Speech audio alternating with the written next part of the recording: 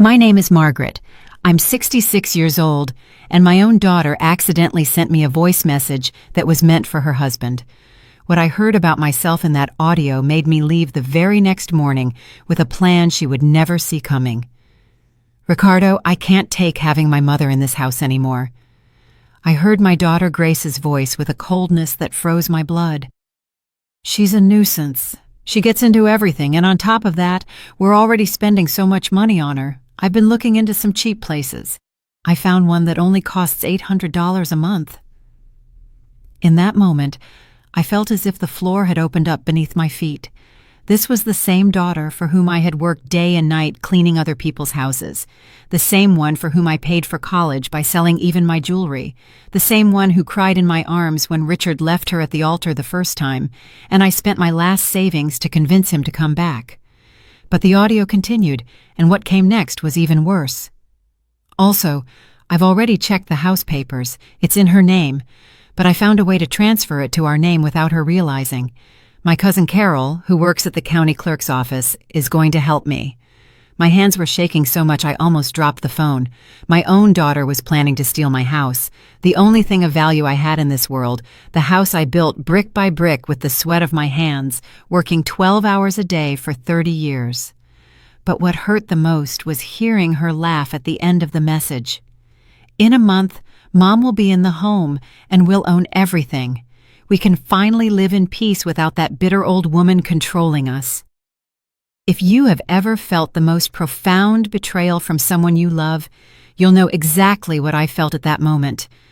But what my daughter Grace didn't know is that her mother isn't as naive as she thinks, and after 66 years in this world, I've learned that sometimes the only way to defend yourself is with the same cunning that's used against you.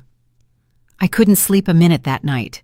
At dawn, I got up with a determination I hadn't felt in years. I put on my most elegant crimson suit, gathered all my important documents, and left the house with a smile on my lips and a plan that would change everything forever. To understand why what I heard hurt so much, I need to tell you how I became the woman I am today and how my relationship with Grace became the most important thing in my life. I grew up in a family where love was measured by the sacrifices you made for others. My mother, may she rest in peace, worked as a seamstress from 5 in the morning until 10 at night to support me and my 3 siblings. We never had much money, but we always had love, respect, and strong values. Margaret, my mother would say to me while teaching me to sew, in this life, the only thing that matters is family, and for family, you give everything, to the last drop of blood.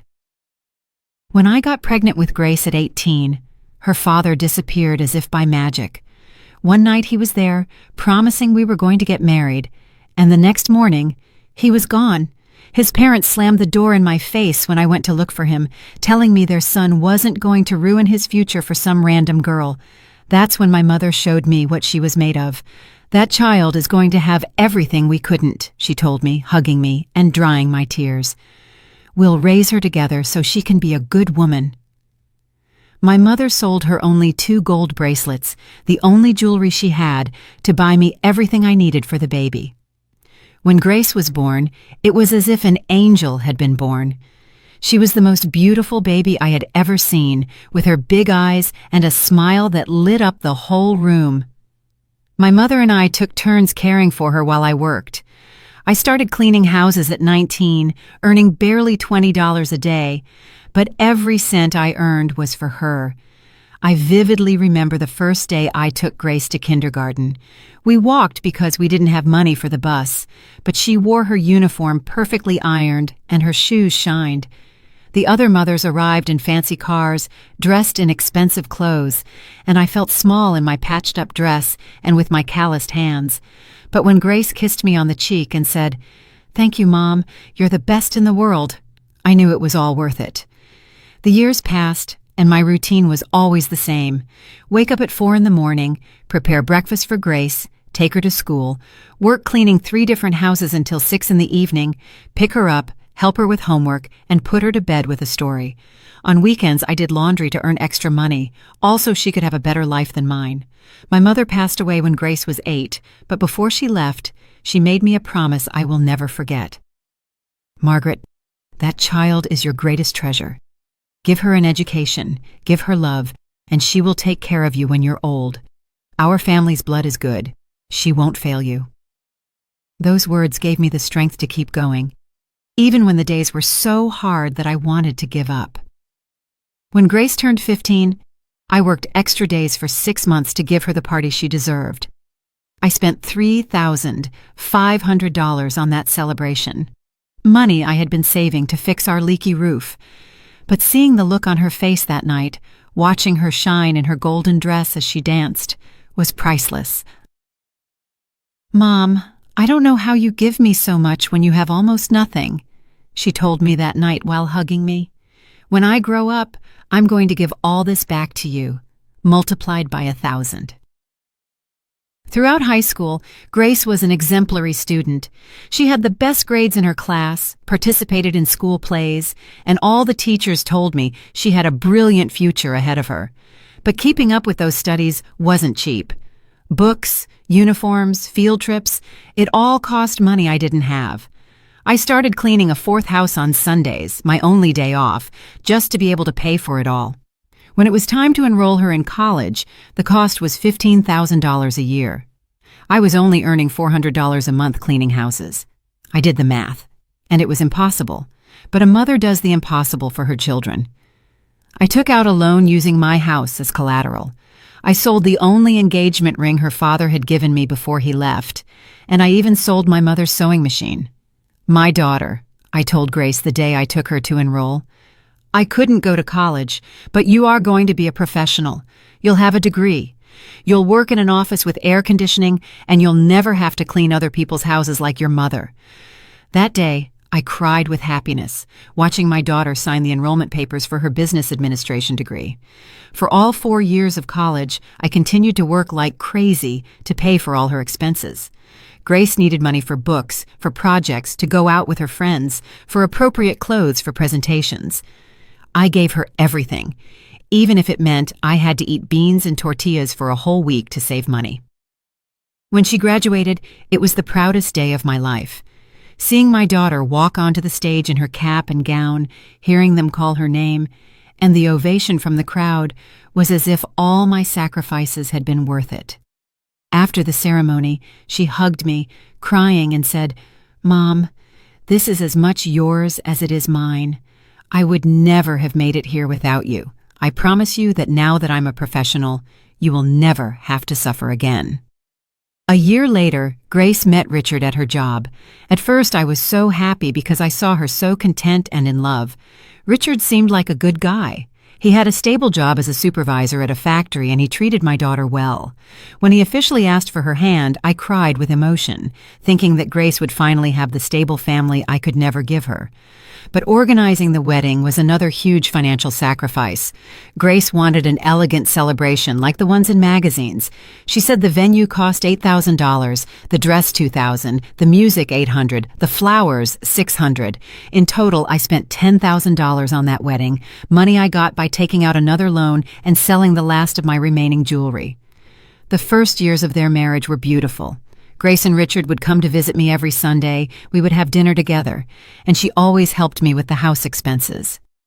"Mom, now that I'm working, I want to take care of you the way you took care of me," she would say while giving me money for groceries. I finally felt that my sacrifices had paid off, that I had a grateful daughter who truly loved me. But everything changed 3 years ago when Richard lost his job and they started having financial problems. They began to constantly ask me for money, and as always, I couldn't say no. First, it was $1,000 for monthly expenses, then $2,500 for a down payment on a new car, then $3,000 to pay off credit card debts. Everything began to change subtly after I lent them that $3,000 for their debts. At first, there were small details that I justified in my mind, thinking they were a result of the stress from their financial problems. But now, after hearing that message, I understand it wasn't stress. It was the beginning of a calculated plan to push me out of their lives. The first sign was when they stopped coming on Sundays.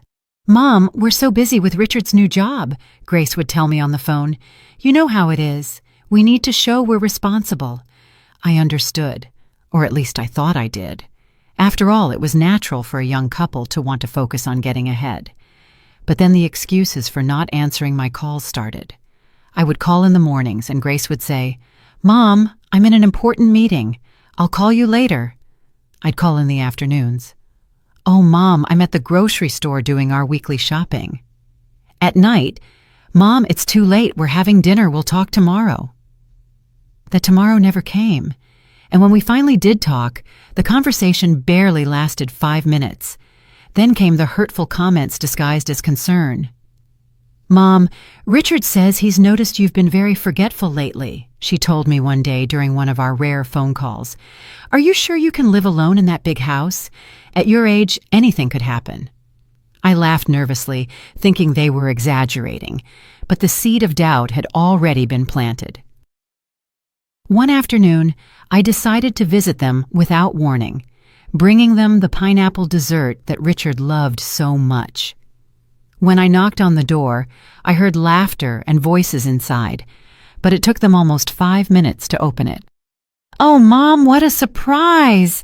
Grace said with a forced smile that didn't reach her eyes. "We were just organizing some work papers." Inside was her cousin Carol, the one who worked at the county clerk's office, with a bunch of documents scattered on the kitchen table. When they saw me come in, Carol quickly gathered all the papers and stuffed them into a folder. "Hello, Aunt Margaret," she greeted me with that fake smile she had always had. "I was just helping Grace with some of Richard's health insurance paperwork." But I managed to catch a glimpse of my name on one of those documents before Carol hid it. "Why do you need papers with my name on them?" I asked with genuine curiosity. Grace and Carol exchanged a look that I didn't know how to interpret at the time, but which I now understand perfectly. "It's just to update the beneficiaries on the insurance, Mom," Grace told me. "You know, in case something happens to us, you're our only family." That explanation calmed me down at the time, but later I started to notice that whenever I mentioned the subject, Grace would quickly change the conversation. "Mom, why don't you tell me about the garden?" she would say. "Oh, Mom, did you see the new show that's on Channel 5? It was then that the deliberate forgetfulness started. They would invite me to lunch, and when I arrived at the restaurant, they weren't there. "Oh, Mom, we forgot to tell you we had to cancel," they would say later. "Richard had a work emergency." This happened 3 times in 2 months. The 4th time it happened, I was left sitting alone in that restaurant for an hour, feeling like a fool, while other families all around me enjoyed their meals together. They also started excluding me from important family events. I found out by chance, talking to my neighbor Ms. Rose, that they had had a barbecue to celebrate Richard's birthday. "How strange you weren't there, Margaret," Ms. Rose told me. "I saw them buying meat for like 20 people at the supermarket." When I asked Grace why I hadn't been invited, she said, "Oh, Mom, it was a very informal thing. We didn't want to bother you." But the straw that broke the camel's back was when they decided to move into my house temporarily. "Mom, they're going to paint our apartment, and we need to stay with you for about a month," Grace told me. "Besides, this way we can spend more time together. Don't you think it's perfect?" I was happy to have them close again. I thought we would finally regain the closeness we had lost. However, from the very first day they arrived, things became different in my own house. Richard started complaining about everything. That my TV was too old, that the internet was too slow, that the shower didn't have enough water pressure. "Aunt, this house needs a lot of repairs," he would say. "At your age, maintaining such a big property must be very difficult." Grace started reorganizing my things without asking. "Mom, these plates are too old. I'm going to replace them with new ones," she would say. "And these clothes you have in the closet are so out of style. We should just donate them." Little by little, my house stopped feeling like my house. It was as if I were a guest in my own home. Then the quiet conversation started, which would stop when I walked into the room. I would see them talking in the kitchen, and when I appeared, they would immediately change the topic to something trivial, like the weather or the news. "What were you talking about?" I would ask them. "Nothing important, Mom," Grace would reply. "Just about the house expenses." One night, I heard Richard talking on the phone on the patio. "Yeah, we're already living here." "No, she doesn't suspect a thing. Carol says she can have all the papers ready in 2 more weeks." When I went out to ask him who he was talking to, he said it was his boss about a work project. They also started subtly controlling my finances. "Mom, let me help you with the electric and water bills," Grace would say. "You're too old to be worrying about these things." At first I thought it was a kind gesture, but then I realized she was going through all my bank statements. "Mom, why do you need so much cash?" she would ask me when she saw I had withdrawn $200 from my personal expenses. The most painful thing was seeing how they talked about me when they thought I wasn't listening. One afternoon, I was trimming the plants in the garden when I heard Richard tell someone on the phone, "My mother-in-law is getting harder to handle. She's becoming very stubborn with age." Grace laughed in the background and added, "It's true, lately she forgets things and gets very difficult when we try to help her." But what really made me open my eyes was when they started making comments about my mental health in front of other people. My friend of many years, Ms. Letitia, came to visit, and Grace told her, "Oh, Letitia, my mom has been so confused lately. Yesterday she wanted to go for a walk at 10 at night because she thought it was morning." That was a complete lie. I had never done such a thing, but I saw how Letitia looked at me with pity and concern. "Oh, Margaret, it's a good thing you have Grace to take care of you," she said. In that moment, I felt a deep anger, but also an immense sadness, realizing that my own daughter was creating a false narrative about my mental state. Strange visitors started arriving at my house, doctors who were supposedly there to check my blood pressure, social workers who wanted to evaluate my living conditions, and even a man who introduced himself as a geriatric care specialist. They all came when Grace scheduled them, but they never asked me if I wanted those visits. During one of those evaluations, I heard the doctor talking with Grace in the living room. "Ma'am, your mother seems to be physically fine, but I'm going to note in the report that she shows signs of mild age-related confusion." I was listening from the kitchen, completely lucid and aware, while this man wrote lies about my mental state. The tension in the house became unbearable. Every day I felt more pressure, more control over my life, more hurtful comments disguised as care. "Mom, you shouldn't drive anymore," Richard told me one day. "At your age, it's too dangerous." "Mom, it's better if you don't go shopping alone anymore," Grace added. "We can do it for you." Little by little, they were taking away my independence, my autonomy, my dignity. And the most painful part was that they did it with a smile on their faces, telling me that it was all for my own good, that they loved me so much and only wanted to take care of me.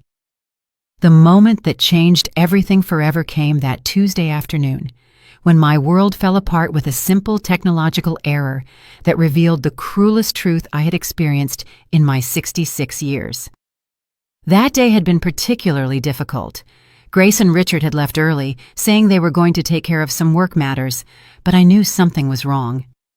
I had seen them talking in whispers all morning, and when I asked what was going on, they responded with those fake smiles I had already learned to recognize.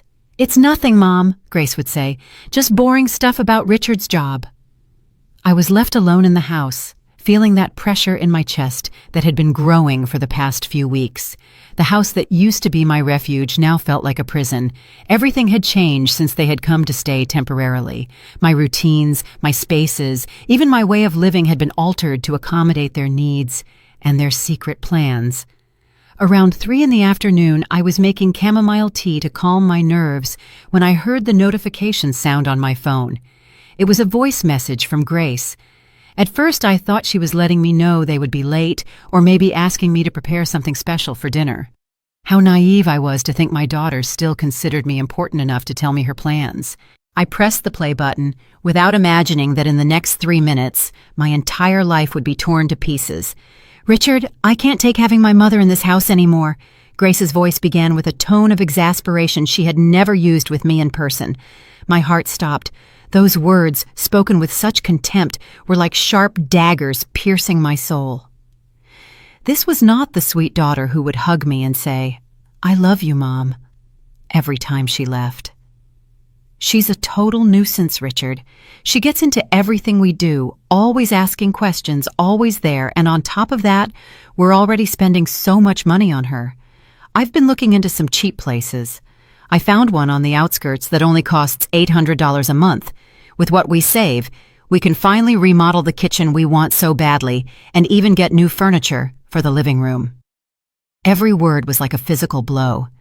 My own daughter, the child to whom I had dedicated my entire life, was talking about me as if I were a piece of old furniture that needed to be discarded.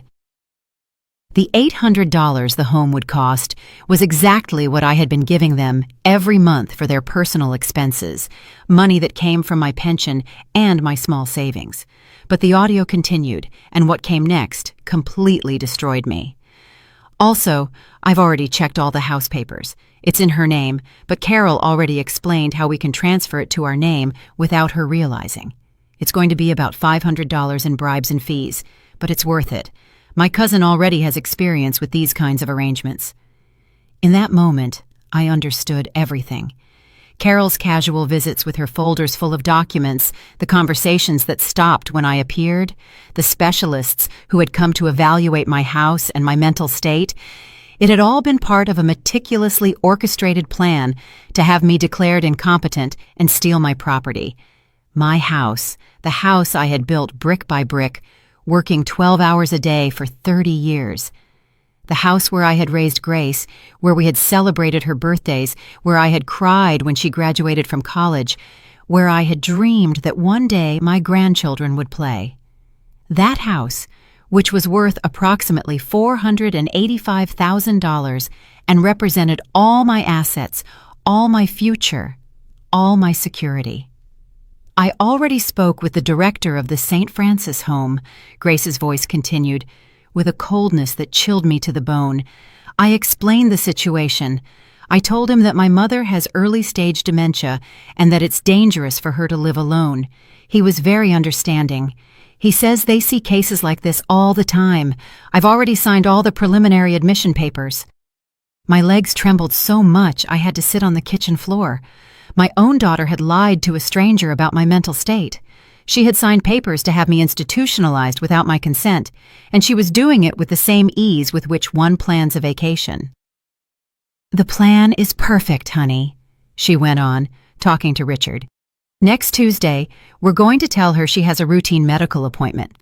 We'll take her to the home, check her in, and by the time she realizes what happened, she'll already be inside, and we'll have legal guardianship. Carol says that with the medical reports we got, which say she has mental confusion, it will be very easy to prove she can't make decisions on her own.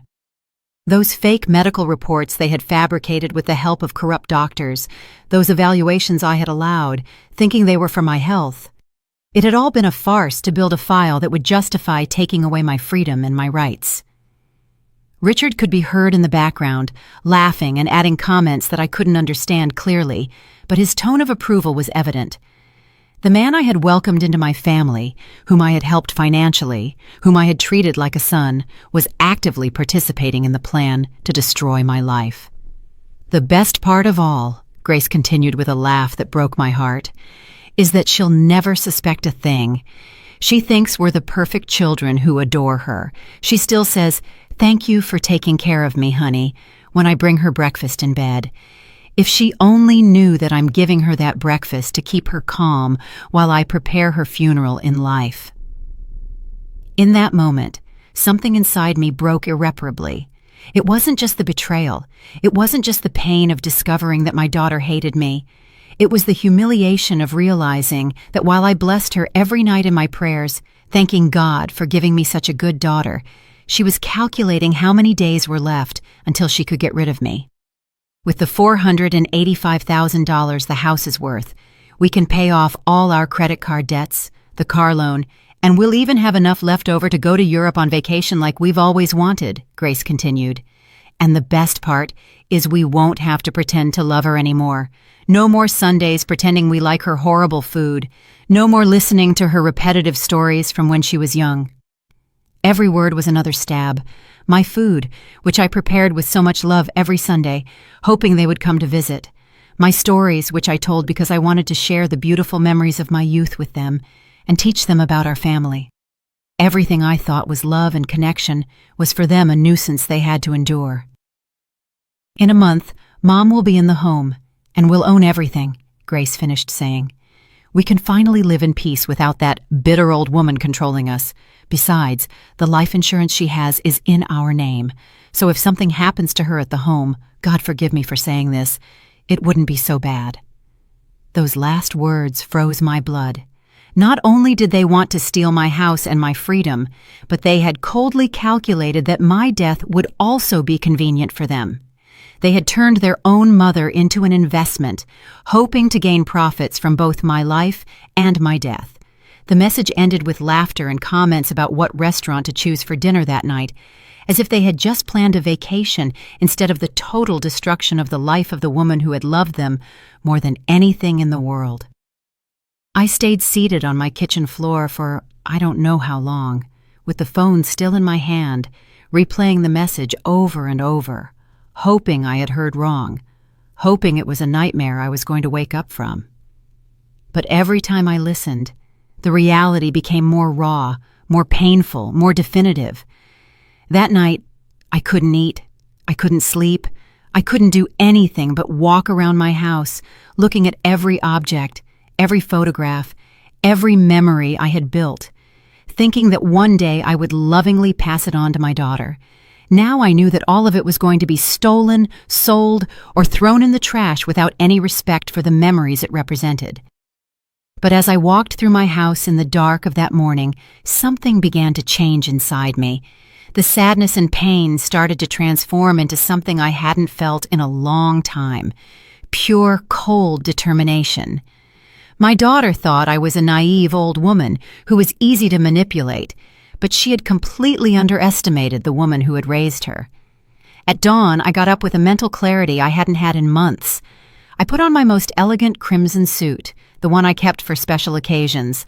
I grabbed my purse with all my important documents and left the house before Grace and Richard woke up. I had a plan, and they had no idea what was coming. That morning, I woke up at exactly 5 o'clock as if my body knew it was the most important day of my life. All night long, I had been planning every move, every word, every detail of what I was going to do. I was no longer the naive Margaret who had allowed her own daughter to manipulate her for months. Today I was going to show Grace that she had completely underestimated the woman who had raised her. I put on my crimson pantsuit, the same one I had worn to her college graduation. I put on my makeup carefully, styled my hair elegantly, and put on the pearl earrings my mother had left me. I wanted to look like the strong, dignified woman I was, not the vulnerable victim they thought I was. Before I left, I wrote a note and left it on the kitchen table. Left early to take care of some personal matters. Will be back in the afternoon. Love, Mom. I didn't give them any more details because they didn't deserve them. For months, they had made decisions about my life without consulting me. Now it was my turn to act without giving them an explanation. My first stop was the bank. I arrived exactly when they opened, at 8 in the morning. "Good morning, Ms. Baker," said Nora, the manager who had known me for 15 years. "How can we help you today?" "Nora, I need to review all the transactions in my account for the last 6 months, and I want to change all my beneficiaries," I told her with a firmness that surprised her. "I also need you to explain to me if anyone has tried to access information about my accounts without my authorization." Nora frowned as she reviewed my file on the computer. "Ms. Baker, I have several inquiries about your account registered here made by your daughter Grace. She presented a letter signed by you, authorizing her to review your bank statements to help you with your finances." My blood boiled. "Nora, I never signed that letter. Can you show me that document?" When I saw the supposed authorization, I immediately recognized that the signature had been forged. It was similar to mine, but I had never written my name with that slant. "This is a forgery," I told her, showing her my ID so she could compare the signatures. "My daughter has been fraudulently accessing my bank information. I need you to immediately cancel any authorization she has and put a security alert on my account." Nora turned pale as she realized the seriousness of the situation. "Ms. Baker, this is very serious. We are going to cancel all unauthorized access immediately, and I recommend that you file a fraud report." "That's exactly what I'm going to do," I replied. "But first, I need to protect my assets. I want to transfer all my funds to a new account that only I can manage, and I want to change the beneficiary of my life insurance." For the next hour, Nora helped me secure all my finances. I transferred my $8,750 in savings to a completely new account. I changed all the passwords and named a charitable foundation for abandoned seniors as the beneficiary of my life insurance. Grace was no longer going to see a single cent of my money. My second stop was the county clerk's office, where Carol, Grace's accomplice cousin, worked. I arrived without warning, with a small recorder hidden in my purse. "Good morning, Carol," I said with a sweet smile. "I've come to check the status of my property. My daughter told me you had been helping her with some paperwork." Carol immediately became nervous. "Oh, Aunt Margaret, what are you doing here? Grace didn't tell me you were coming." Her hands trembled as she tried to quickly close some documents she had on her desk. "Don't worry, Carol," I said, maintaining my casual tone. "I just want to better understand this insurance paperwork my daughter is doing. Could you explain exactly what documents you need with my name on them?" Carol started to sweat. "Well, Aunt, it's just routine updates for the registry." Her voice cracked when she realized I knew more than I was letting on. "Carol," I said, leaning forward, "I know exactly what you and my daughter have been planning. I know about the fake documents. I know about the plan to take my house, and I know you've been helping her forge papers using your position here." I showed her my phone with the audio I had recorded the day before. "I have proof of everything." Carol slumped in her chair. "Aunt Margaret, I didn't want to do it, but Grace told me that you couldn't take care of yourself anymore, that it was for your own good." "It was for money, Carol. Don't pretend it was for my own good," I told her firmly. "Now you have two options. Either you help me reverse everything you've done, or I go straight to your boss and show them the evidence that you've been forging official documents." Carol started to cry. "Please, Aunt, I can't lose my job. I have 3 kids to support." Between tears, she explained the entire process to me, how they had forged my signature on several documents, how they had created fake medical reports, and how they planned to use all that to have me declared incompetent and transfer my property. "All right, Carol," I said after she had confessed everything. "You're going to help me fix this, and then you're going to look for another job. But if you help me now, I won't press criminal charges against you." Over the next 2 hours, Carol helped me invalidate all the fraudulent documents they had created. She also gave me copies of everything as evidence, including the fake medical reports and the property transfer documents they had prepared. My third stop was with Attorney Harrison Ford, the most respected lawyer in the city. "Attorney Ford," I said, showing him all the evidence I had collected, "I need your help to stop a fraud and protect my rights." Attorney Ford reviewed all the documents with professional attention. "Ms. Baker, this is a very serious case of family fraud. We have more than enough evidence to press criminal charges. But tell me, what exactly do you want to achieve?" "I want justice, Attorney," I replied. "But most of all, I want my daughter to learn that actions have consequences. For 66 years, I have been too good, too generous, too understanding. It's time for someone to defend me, even if I have to do it myself." The attorney smiled with admiration. "Ms. Baker, we are going to prepare a legal strategy that protects all your rights and sends a very clear message about the consequences of trying to defraud a senior citizen." For the next few hours, we prepared a civil lawsuit for fraud, falsification of documents, and attempted illegal appropriation. We also prepared a criminal complaint against Grace, Richard, and Carol. The attorney explained that I had a solid case and that it was very likely I would recover all the damages caused. By the end of the afternoon, I returned home feeling completely different. I was no longer the vulnerable victim who had left that morning. I was a woman who had taken full control of her life and was ready to face the consequences of years of allowing others to abuse her kindness. When I arrived, Grace and Richard were in the living room watching television, acting as if nothing had happened. "Hi, Mom," Grace said, with that fake smile that I had already learned to recognize. "How did your errands go?" "Very well, honey," I replied calmly. "I took care of exactly what I needed to." I sat in my favorite armchair and looked at them intently. "By the way, some people are coming to visit us tomorrow. I hope you're here to receive them." "What people, Mom?" Richard asked with curiosity. "Oh, you'll see," I told them with a mysterious smile. "They are people who are going to help us clarify some important things about our family's future." That night, we had dinner in silence. I knew exactly what was going to happen the next day, but they had no idea of the storm that was coming. For the first time in months, I slept soundly with the peace of mind that justice was on its way. The next day, at exactly 10 in the morning, the doorbell rang. "I'll get it," I said, getting up quickly before Grace or Richard could move. At the door were Attorney Harrison Ford, 2 police officers, and a public notary. "Good morning, Ms. Baker," the attorney said. "We've come to execute the orders we discussed yesterday." Grace and Richard got up from the sofa with looks of complete confusion. "Mom, what's going on?" Grace asked. "Who are these people?" "Sit down," I told them with an authority they had never heard in my voice.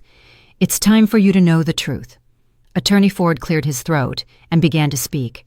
"Ms. Grace and Mr. Richard, I am here on behalf of Ms. Margaret to inform you that we have discovered irrefutable evidence of fraud, falsification of documents, and conspiracy to commit illegal appropriation against her." Grace and Richard's faces turned completely white. "What are you talking about?" Grace stammered. "We would never do anything like that." "Grace," I said, taking out my phone, "do you want me to play for everyone the voice message you accidentally sent me yesterday?" In that moment, I saw all the blood drain from my daughter's face. Her eyes filled with pure panic as she realized that her perfect plan had been discovered because of her own negligence.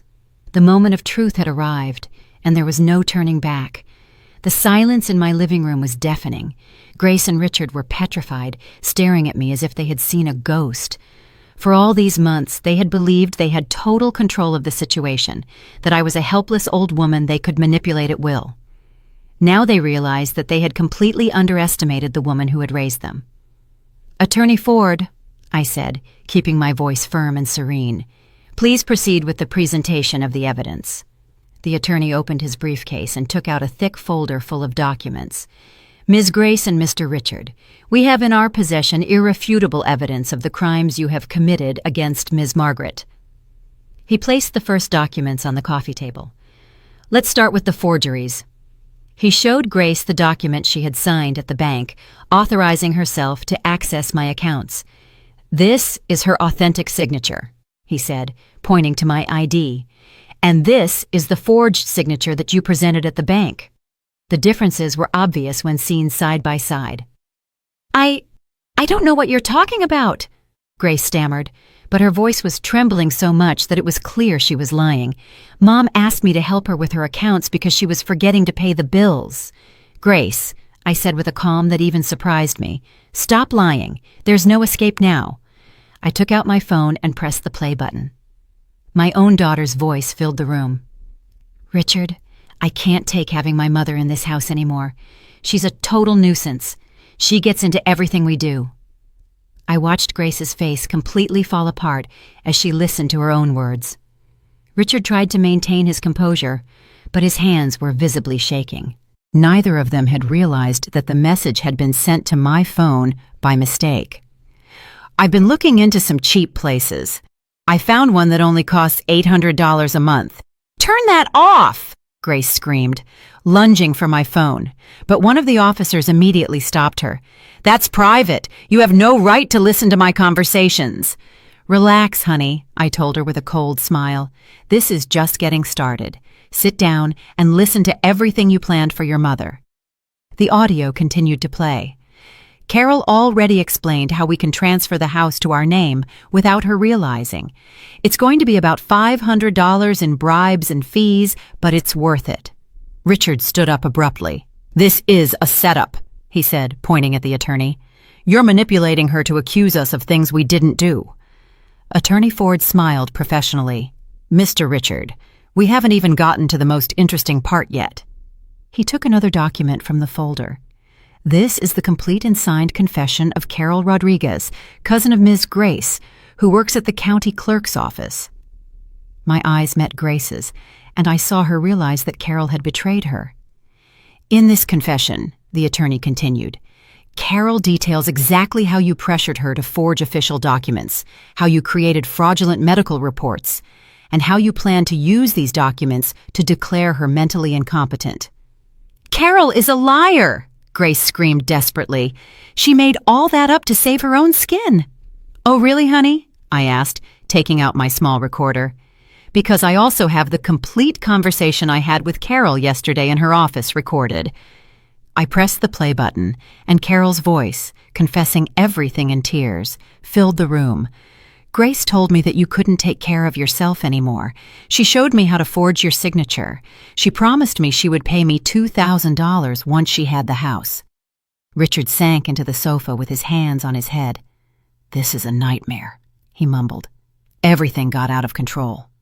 No, Richard, I said firmly. This is justice. What was a nightmare was living in my own house, feeling like a prisoner, listening to you talk about me as if I were a nuisance, watching you plan to steal everything I've worked for in my life. Attorney Ford continued with the presentation of evidence. We also have the fraudulent medical reports that you commissioned. He showed the documents where corrupt doctors had written that I had senile dementia and was incapable of making decisions for myself.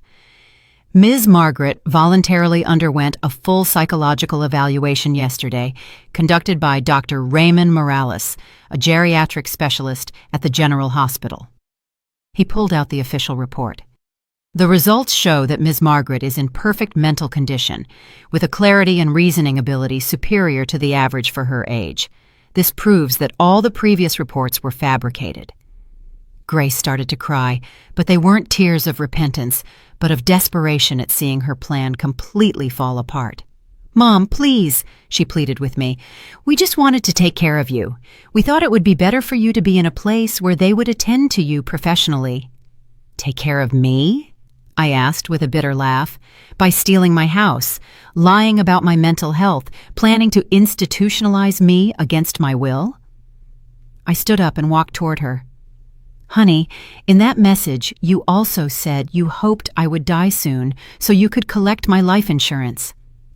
I never said that, Grace screamed. I replayed that specific part of the audio. Besides, the life insurance she has is in our name, so if something happens to her at the home, God forgive me for saying this, it wouldn't be so bad. The silence that followed was devastating. Even the police officers exchanged looks of disgust upon hearing a daughter talk about her mother's death as a financial opportunity. But there's more, the attorney said, taking out another folder. We also discovered that for the last 6 months, Ms. Grace has been withdrawing money from her mother's accounts without authorization using fraudulently obtained information. He showed the bank statements where withdrawals ranging from $500 to $1,500 were seen, all made by Grace. In total, they have stolen $8,750 from Miss Margaret's accounts. That money was for house expenses, Richard protested. We were paying for food and utilities. That's a lie, I replied. I was still paying all my house bills with my pension. That money you stole was for your personal whims. I saw you buying expensive clothes, going to fancy restaurants, while you told me we had to save because times were tough. The attorney continued to expose every detail of their criminal plan. We also have evidence that you contacted the director of the St. Francis home and paid a $1,200 registration fee to secure a spot for Ms. Margaret, all without her knowledge or consent. He showed the payment receipt and the admission documents they had signed behind my back. You planned to take her this coming Tuesday, telling her it was a routine medical appointment. It was for your own good, Mom, Grace insisted desperately. You were getting so forgetful, sometimes you got confused. Enough with the lies, I finally exploded, losing the composure I had maintained throughout the confrontation. I have never been confused. You invented those stories to justify your plan. I still manage my own finances. cook my own food, take care of my own house, and even help you financially when you ask me." I addressed Grace directly, looking her in the eyes. "You know what hurts the most, honey? It's not that you wanted to steal my house. It's not that you planned to institutionalize me against my will. What hurts the most is that for all these months, while I hugged you and told you how much I loved you, you were calculating how much money you were going to make from my death." Grace completely broke down and began to cry hysterically. "I'm sorry, Mom. I'm so sorry. We were desperate for money. We had so many debts. We didn't know what to do." "Desperation doesn't justify betrayal," I told her firmly. "If you needed money, you could have asked me honestly. My entire life, I have given you everything I have. But instead of trusting my love, you decided to steal from me and destroy me." The police officer approached with handcuffs in his hand. "Ms. Baker, do you wish to proceed with the arrests?" I looked at my daughter, who was crying inconsolably, and for a moment I felt a pang of maternal pain. But then I remembered her words in the audio, her coldness in planning my destruction, her laughter when talking about my death. "Yes, officer," I replied in a firm voice. "Proceed with the arrests." Seeing my own daughter being handcuffed in my living room was one of the most painful images I had experienced in my 66 years of life. But it was also the moment I realized I had regained my dignity and my personal power after months of feeling like a helpless victim. "Mom, please," Grace yelled at me as the officer led her toward the door. "You can't do this to me. I'm your daughter. I'm the only thing you have in this world." Her words echoed in my mind with a bitter irony. She had been the one who decided I had no place in her world. Richard, on the other hand, looked at me with a pure hatred that chilled my blood. "This isn't over, you crazy old lady," he whispered as he passed by me.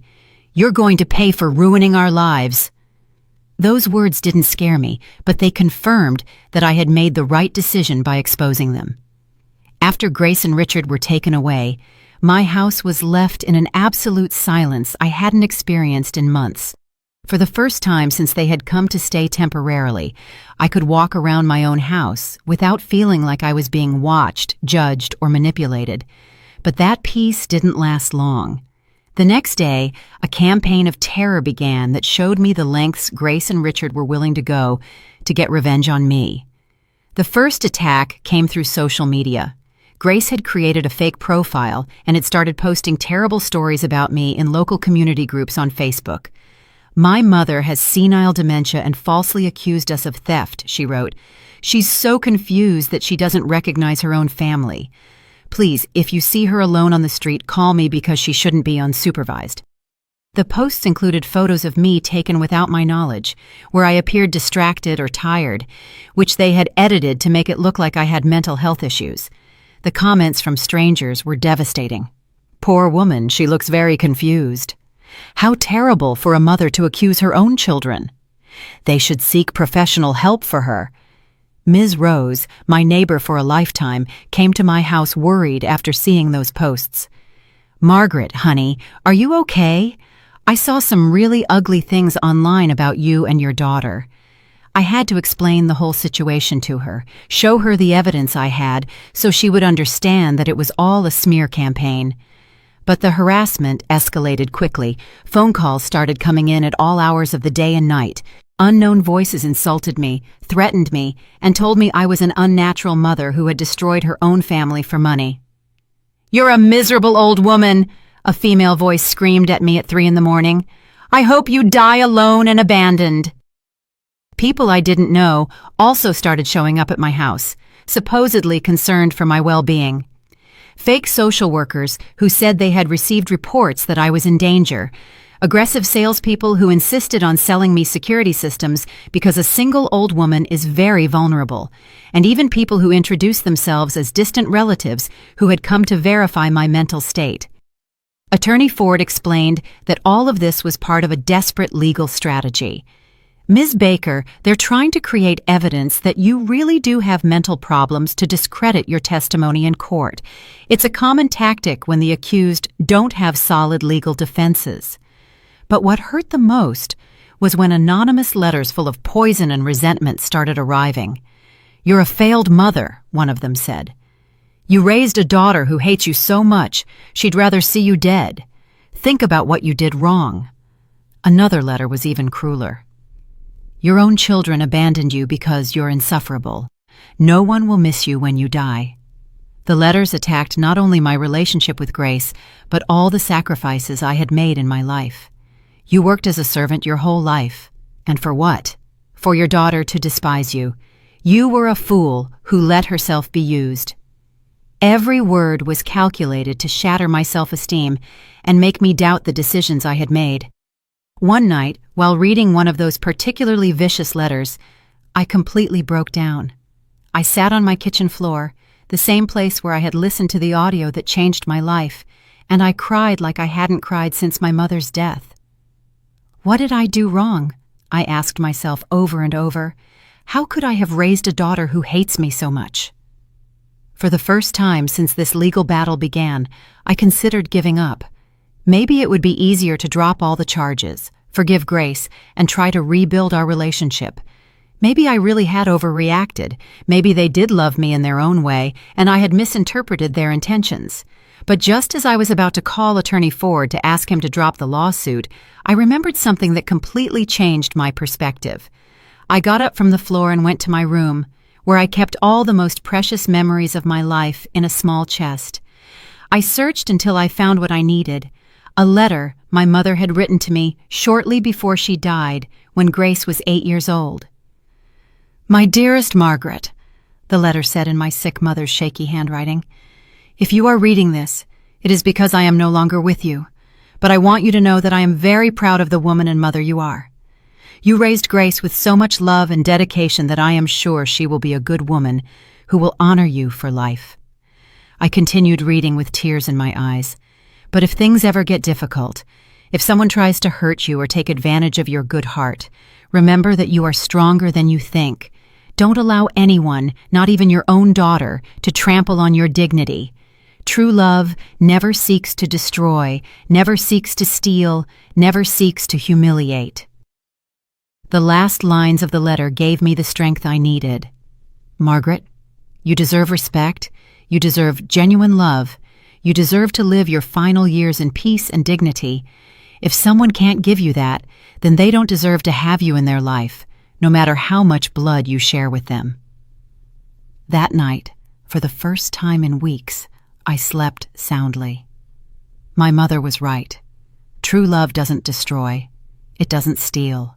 It doesn't plan the death of a loved one as a financial opportunity.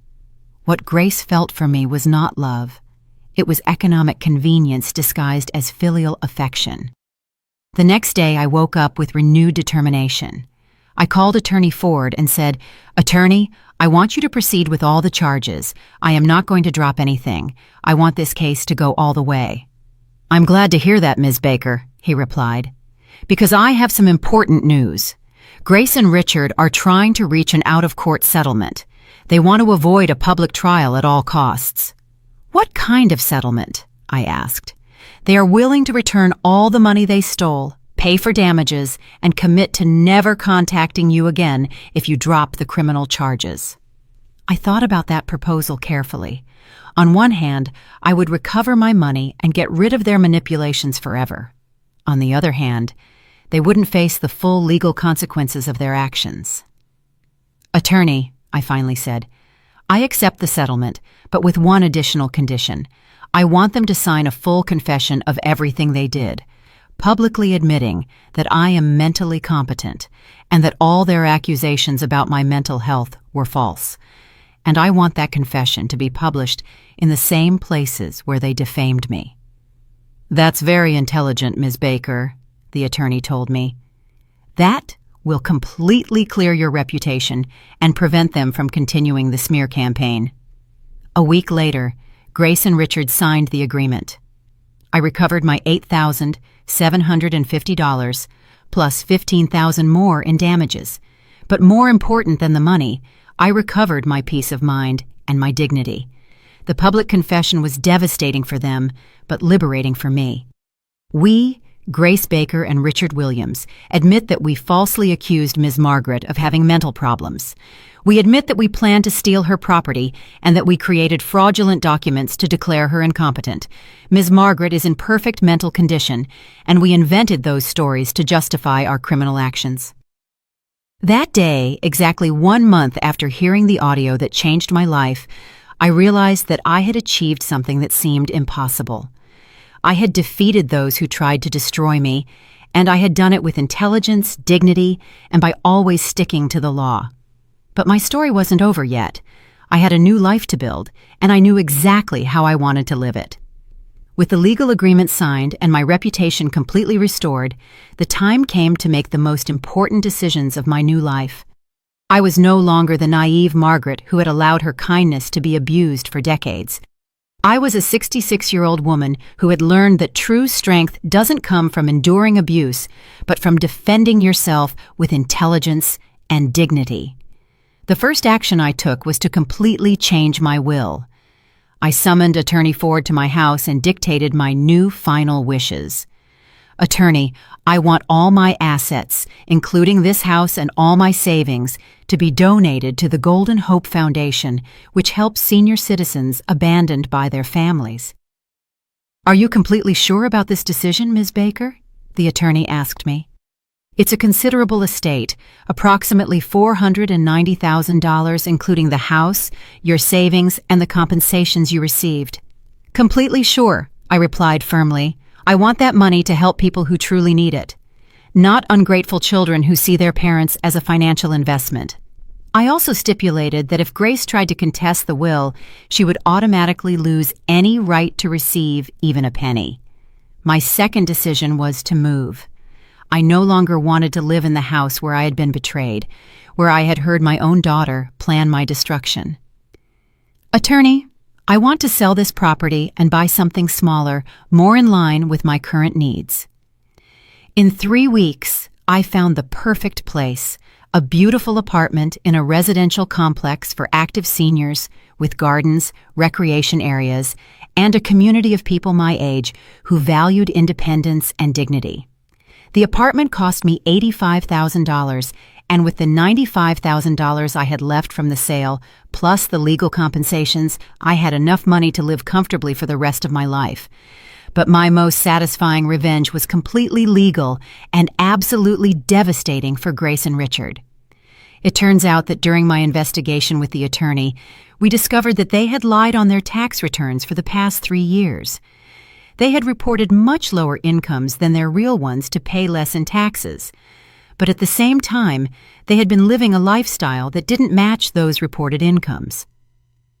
Ms. Baker, the attorney told me with a smile, I have information that might interest the IRS.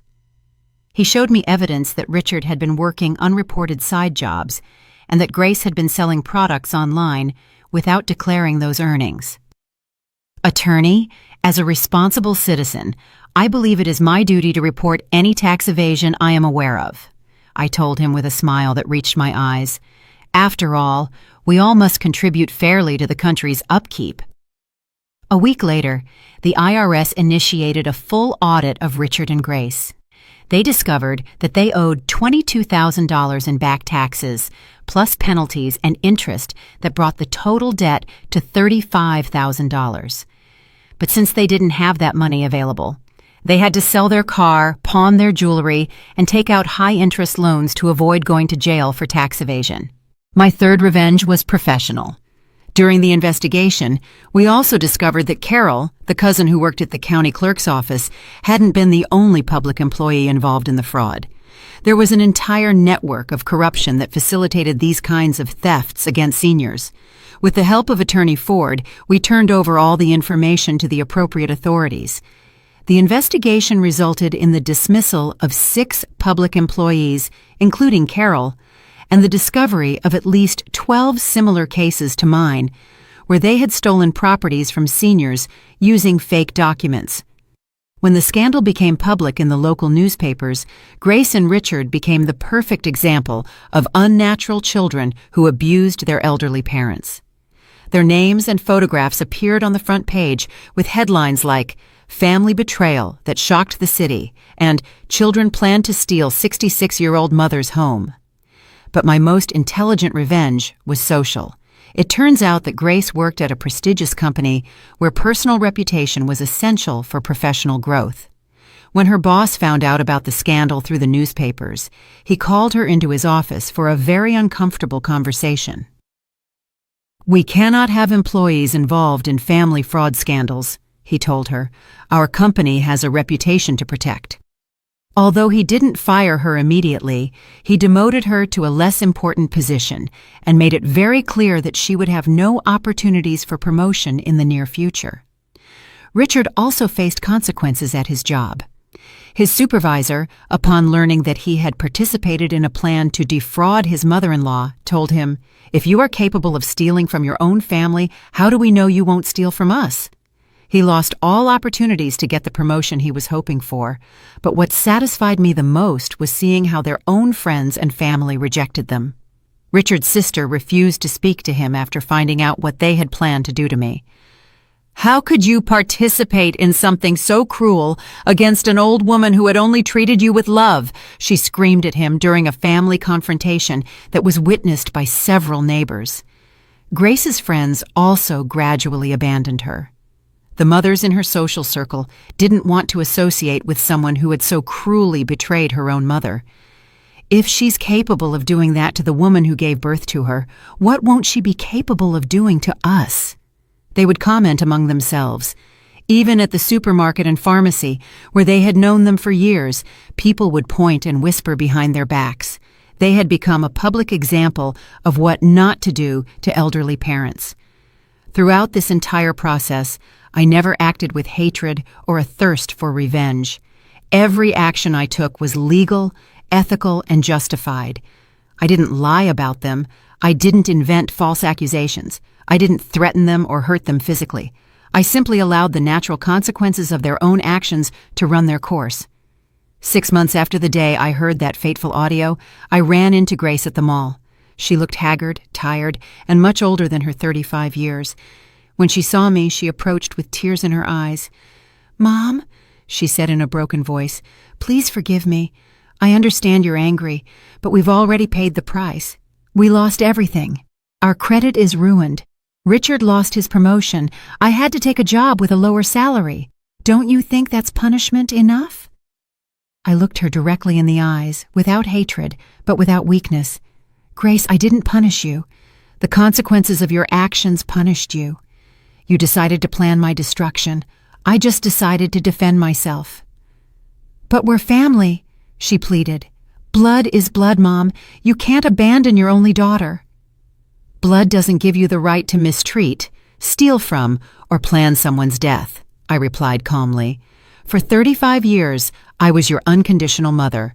For 3 months, you were my calculating executioner. You can't ask me to forget that just because you're now facing the consequences." "So you're not going to forgive me?" she asked, crying. "I already forgave you, Grace," I told her honestly. "Forgiving you was necessary for my own peace of mind, but forgiving doesn't mean forgetting or allowing you to hurt me again. Forgiving doesn't mean pretending nothing happened. Forgiving doesn't mean giving you another chance to destroy my life." I left her crying in that mall and walked away toward my new apartment, where my new life awaited me. A life where I was no longer anyone's victim, where I no longer had to pretend that abuse was love, where I no longer had to sacrifice my dignity to maintain toxic relationships. For the first time in decades, I was completely free. A year after that encounter at the mall, my life had taken a path I never imagined possible at 67 years old. I woke up that spring morning in my beautiful apartment with the sun filtering through the white curtains that I had chosen myself, without anyone telling me they were too expensive or unnecessary. I made my coffee in the small but perfect kitchen for my needs, and I sat on my balcony to contemplate the gardens of the residential complex. In the distance, I could see other residents doing their morning exercises, tending to plants, or simply enjoying the tranquility. We were all seniors who had decided to live our final years with dignity and independence. "Good morning, Margaret," greeted my neighbor Nora, a 72-year-old woman who had become my best friend. "Ready for our dance class today?" I smiled, remembering how I had started taking dance classes at 67, something I never thought I would do. "More than ready, Nora. These old bones still have a lot to give." During this year, I had discovered a version of myself that had been dormant for decades. Without the constant pressure to please Grace, without the stress of walking on eggshells in my own house, I had blossomed like a flower that finally receives sunlight. I had enrolled in painting classes and discovered that I had a natural talent for landscapes. My paintings now decorated the walls of my apartment, and I had sold some at the local art fair. "Ms. Baker," the fair organizer had told me, "your paintings convey a peace and wisdom that touches people's hearts." I had also joined the volunteer group at the Golden Hope Foundation, the same organization that would be the beneficiary of my inheritance. I worked 3 days a week, helping other seniors who had been abandoned or mistreated by their families. Margaret, Ms. Carmen, an 81-year-old woman who had come to the foundation after her children had evicted her from her house, told me, "You understand our pain because you lived it firsthand." At the foundation, I had become a kind of unofficial counselor. People who arrived broken and hopeless found in my story an example that it was possible to recover, that it was possible to rebuild a dignified life after the most profound family betrayal. Ms. Margaret, Mr. Robert, a 75-year-old man whose children had emptied his bank accounts, told me, "How did you manage to forgive and move on?" I had replied, "Mr. Robert, forgiving doesn't mean forgetting or allowing them to hurt us again. Forgiving means freeing our heart from the poison of resentment so we can live in peace. But living in peace also means moving away from those who hurt us, even if they share our blood." My work at the foundation had given me a purpose I never thought I would have at this age. We had managed to help 47 seniors recover money stolen by their families. 23 had managed to reverse fraudulent documents that declared them incompetent, and 15 had found new, safe homes after being evicted by their own children. But the most important thing I had discovered was my own self-worth. For 66 years, I had measured my value by how much I could give to others, how much I could sacrifice, how much pain I could endure in silence. Now I understood that my value as a person did not depend on being useful to others, but on being true to myself and respecting my own boundaries. As for Grace and Richard, I occasionally received news of them through mutual acquaintances. They had had to move to a smaller, more economical apartment. Richard had definitely lost his opportunities for promotion and now worked at a lower-paying job. Grace had to accept an additional part-time job to be able to pay off all their debts. But what I was told most was that their marriage was in crisis. When they no longer had the mother-in-law's house as a backup plan, they started blaming each other for the failure of their plan, Ms. Rose, my old neighbor, told me. They are constantly fighting over who was to blame for everything being discovered. Interestingly, this didn't give me a vengeful satisfaction, but a deep sadness for the decisions they had made.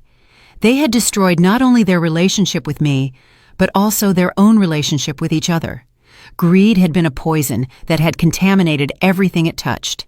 6 months ago, I had received a letter from Grace. I hadn't opened it immediately. It had taken me 3 days to decide if I wanted to read what she had to say to me. Finally, I had opened it in the presence of Nora, my neighbor, to have emotional support.